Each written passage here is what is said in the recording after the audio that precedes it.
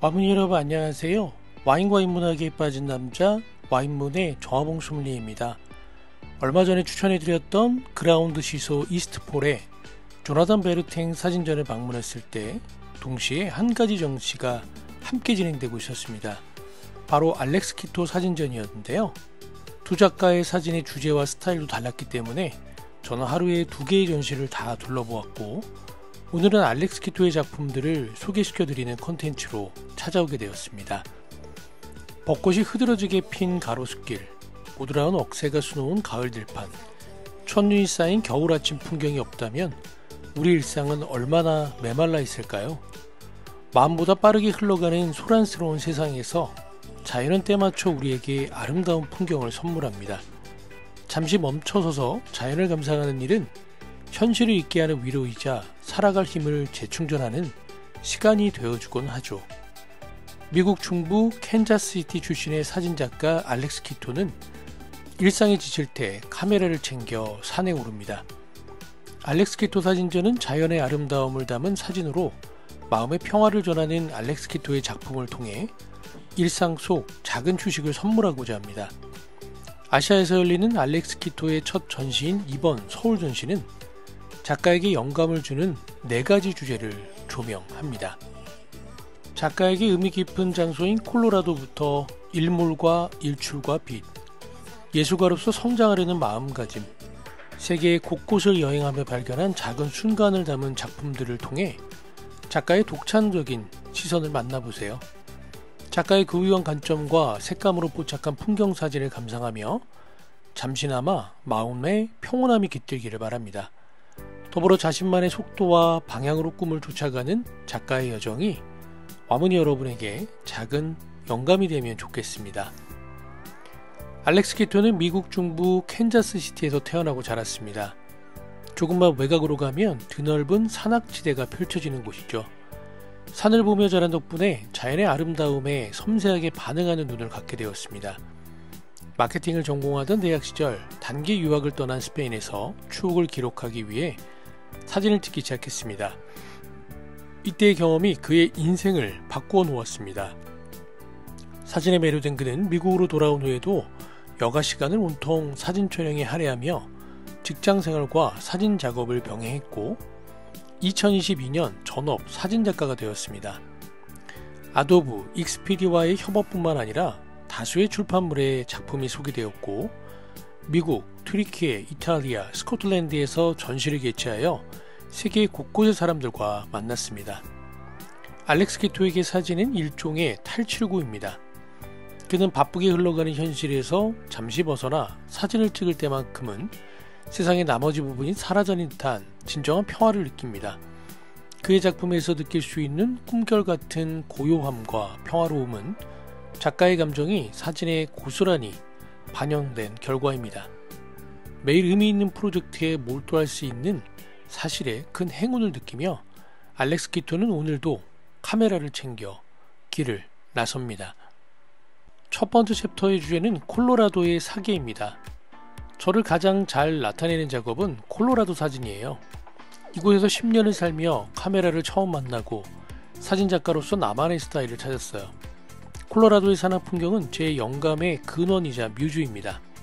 저에게 콜로라도는 특별합니다. 가족과 수많은 휴가를 보내고 스노보드를 배우고 처음 필름 사진을 찍은 곳이죠. 험준한 산과 목가적인 전원이 어우러진 이곳은 발길이 닿는 곳마다 다채로운 풍경을 보여줍니다. 울창한 침엽 수림과 날카로운 산봉우리, 생동감 넘치는 야생동물과 맑은 호수까지요. 지금까지 콜로라도의 수많은 산길을 탐험하며 같은 곳을 여러 번 지나다녔지만 계절마다 풍경이 뚜렷하게 바뀌는 덕분에 지루함을 느낄 새가 없었어요. 두 번째 챕터의 주제는 고요한 빛의 축제입니다. 일출과 일몰의 색감에는 말로 다 하기 어려울 만큼 꿈같고 초현실적인 느낌이 있어요. 장면들이 멈추고 감상할 마음만 있다면 누구에게나 열려있다는 사실에 늘 감탄합니다. 저는 따뜻하고 생동감 넘치는 색감을 사용합니다. 일출과 일몰은 하루 중 빛이 가장 극적으로 변하는 시간입니다. 제가 사진 찍기 가장 좋아하는 순간이죠. 세상이 깨어나기 전에 일어나 파스텔 톤의 새벽 하늘을 보며 하루의 시작을 반갑게 맞이하고 붉게 퍼지는 노을 앞에서는 하루가 저물었음을 깊이 느끼며 위로받기도 합니다. 세 번째 챕터의 주제는 세상에 없는 곳입니다. 예술가로서 성장하려는 마음은 저에게 큰 동기부여가 됩니다. 익숙한 작업에서 벗어나 완전한 창작의 자유를 느끼기 위해 디지털 콜라주 작업을 시작했습니다. 회화 작품을 연구하면서 화면 구성과 색의 사용에 대해 끊임없이 영향을 받습니다. 특히 모네와 에드워드 호퍼, 영화감독 웨스 앤더슨을 좋아합니다. 독특함을 지닌 아티스트가 되기 위해 자유롭게 창작하는 실험적 작업이 필요하다고 느꼈어요.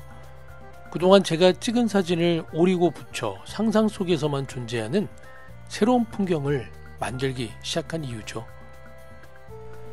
네 번째 챕터의 주제는 삶의 작은 순간들입니다. 저는 거의 항상 여행을 하고 있어요. 말없이 사진만으로 제 여행이 어땠는지 전달하고 싶어요. 미국 전역과 아이슬란드를 여행할 때 제 발길을 멈춰 세운 아름다운 장면을 소개합니다. 지금까지 약 37개국을 여행했어요. 여행할 때 계획은 거의 세우지 않아요. 낯선 곳에서 눈에 띄는 모든 것을 사진에 담으며 방황하기를 좋아하죠. 그러다 보면 우연히 아름다운 장면을 발견하기도 합니다. 물론 항상 성공하는 건 아니지만 이렇게 하면 사람들에게 잘 알려지지 않은 장면을 찍을 수 있어요. 작가 인터뷰에서 발췌한 내용입니다. 한국에서의 첫 개인전이에요. 한국에서 첫 번째 개인전을 열게 되어 정말 기쁩니다. 아직 한국을 방문한 적은 없지만 저는 항상 서울의 음식, 문화, 예술적 분위기를 동경했습니다. 이번 전시는 지금까지의 개인전 중 가장 규모가 큽니다. 뛰어난 역량을 가진 미디어 앤 아트와 함께 전시를 준비하게 되어 매우 영광스럽게 생각합니다. 서울에서 제 작품을 선보일 날이 정말 기대됩니다.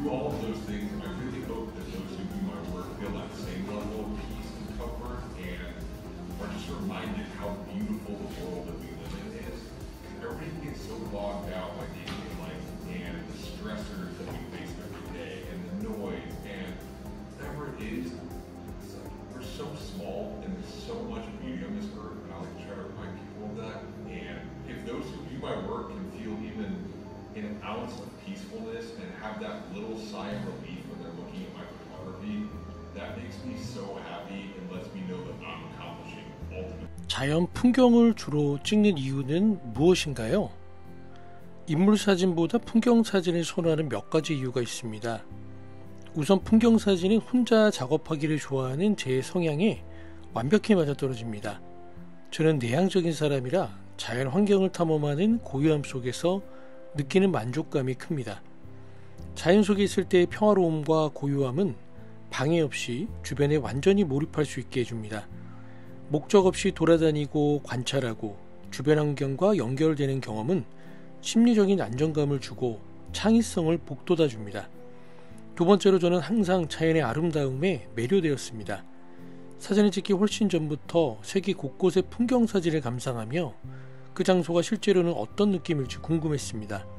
거친 산맥부터 고요한 해안선까지 자연 풍경의 다양성과 웅장함은 저에게 큰 영감을 줍니다. 풍경 사진을 찍기 전부터 여행과 자연에 대한 열정은 제 삶의 원동력이었습니다. 미국 중부에서 자란 유년 시절이 현재 사진 작업에 어떤 영향을 주었나요? 저는 미국 중서부에 있는 미즈리주의 캔자스시티에서 자라며 정말 행복한 어린 시절을 보냈습니다. 이 지역은 독특한 매력이 있어요. 삶의 속도가 다른 대도시에 비해 느리게 흘러간 덕분에 친절함과 예의를 배울 수 있었습니다. 인구가 많은 도시인데도 사람들 간의 유대감이 끈끈해서 강한 공동체 의식을 키울 수 있었죠. 캔자스시티에서 보낸 성장기를 사랑했지만 저는 종종 먼 곳을 상상하며 공상에 잠기곤 했습니다. 세상이 가진 자연의 아름다움과 다양한 문화를 꿈꾸면서 말이죠.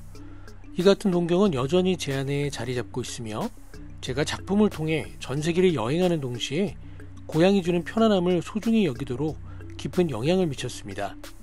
캔자스시티는 농장, 가축, 밀밭으로 둘러싸여 있습니다. 이러한 환경은 제 창작 세계에 지속적인 영향을 주었습니다. 중서부에 성장하며 부모님께서 들려주신 작은 마을의 농장 이야기들은 시골 풍경에 대한 제 관심을 자극했습니다. 이러한 미학은 오늘날에도 제 사진 작업의 특정 부분을 형성하는 중요한 요소로 남아 있습니다. 무엇이 좋은 예술가를 만드는 것 같나요? 예술가를 훌륭하게 만드는 몇 가지 요소가 있다고 믿습니다.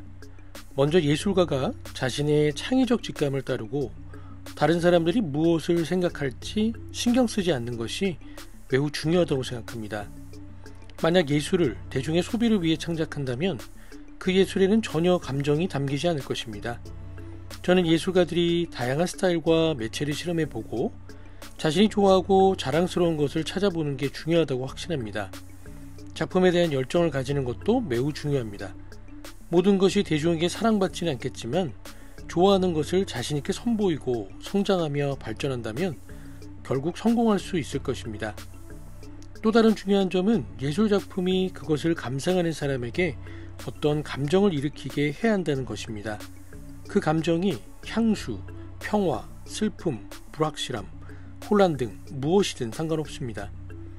예술작품을 감상하는 동안 어떤 감정이라도 일어난다면 그 작품은 단순히 예쁘다는 것 이상의 깊은 의미를 가진다고 생각합니다.